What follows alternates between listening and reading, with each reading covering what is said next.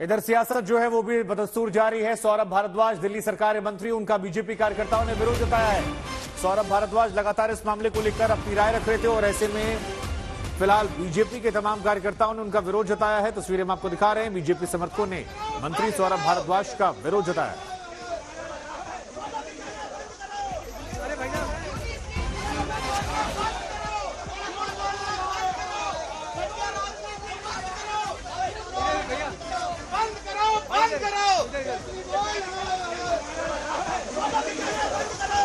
अरे भैया सामने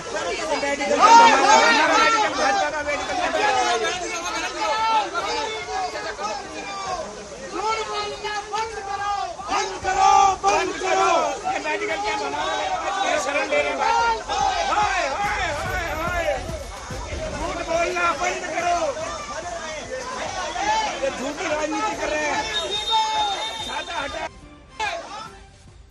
यूपी दिल्ली की परेशानियां बढ़ती जा रही है क्योंकि पिछले 2 घंटे से लगातार दिल्ली में झमाझम बारिश हो रही है। मौसम विभाग ने येलो अलर्ट जारी कर दिया है और ये फिलहाल बड़ी खबर है कि दिल्ली में फिलहाल बारिश जो है वो लगातार चल रही है। 1 घंटे से ऊपर तो तेज रफ्तार बारिश हो रही है, झमाझम बारिश, और ऐसे में परेशानियां जो हैं वो और ज्यादा बढ़ रही हैं क्योंकि दिल्ली में आज पहला दिन था बीते एक हफ्ते में जब जलस्तर कम हो रहा था, घट रहा था, लेकिन ऐसा लग रहा है कि इस बारिश ने वो जो सुकून की एक आस नजर आ रही थी उस पर पानी फेर दिया है। दिल्ली के कई इलाके ऐसे हैं जहां पर बीते 1 घंटे से जबरदस्त बारिश हो रही है। मेरे सहयोगी राम किंकर ज्यादा जानकारी के लिए जुड़ रहे हैं। राम किंकर, येलो अलर्ट, तमाम तरह की परेशानियां, लेकिन जिस तरह से हम कह रहे हैं कि आज पहला दिन जिस दिन जलस्तर घट रहा था, ऐसे में ये तेज बारिश कितनी मुसीबतें बढ़ाने वाली है, दिल्ली वालों को कितना रुलाने वाली है?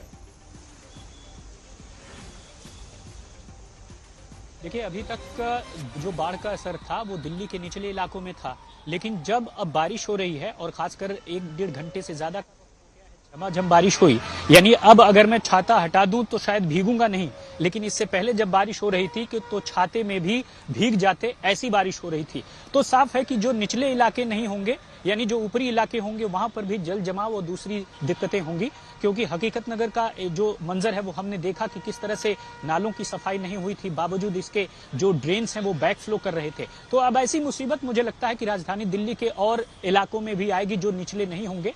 और ऐसे में दूसरी जो सबसे खास बात है वो यही कि अगर बारिश इसी तरह से होती रही जैसा येलो अलर्ट मौसम विभाग ने दिया, यानी शनिवार और रविवार को दोनों दिन, और इसी तरह से तेज बारिश हुई, तो सिर्फ यही नहीं बल्कि पहाड़ी इलाकों में भी, उत्तराखंड जैसे इलाकों में भी बारिश का असर है। तो साफ है यमुना के लेवल में बढ़ोतरी की संभावना या आशंका जताई जाती है, ऐसा कुछ एक्सपर्ट मानते हैं। लेकिन साफ तौर पर जो प्रशासन है वो पूरी तरह से तैयार है।